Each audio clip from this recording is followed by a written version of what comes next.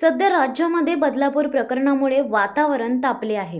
बदलापूरमध्ये चिमुकल्या मुलींवर शाळेमध्ये अत्याचार करण्यात आल्यामुळे एकच संताप व्यक्त केला जात आहे।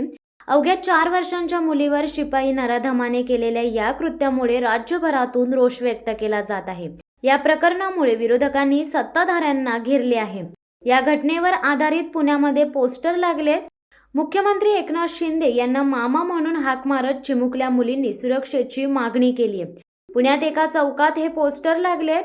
शरद पवार गटाचे राष्ट्रवादी युवक आघाडीचे अध्यक्ष गिरीश गुरनानी यांनी हे पोस्टर लावले आहेत।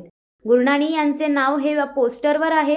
या ब्लॅक अँड व्हाईट पोस्टरवर एक चिमुकली मुलगी दाखवली आहे। त्यावर मनाला भिडणारा असा घेणारा मजकूर लिहिला आहे। चिमुकल्या कळ्या उमलण्या आधीच कोमेजल्या असे या पोस्टरवर लिहिले आहे। या पोस्टरमधील मुलगी मुख्यमंत्री एकनाथ शिंदे यांना मामा म्हणत आहे, तसेच सुरक्षेची मागणी करत आहे। आईला 1500 रुपये तुम्ही दिले, पण माझ्या सुरक्षेचे काय?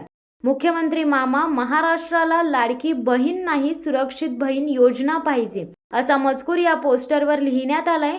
पुण्यातील हे पोस्टर सर्वांचेच लक्ष वेधून घेत असून याची चर्चा आता सुरू आहे।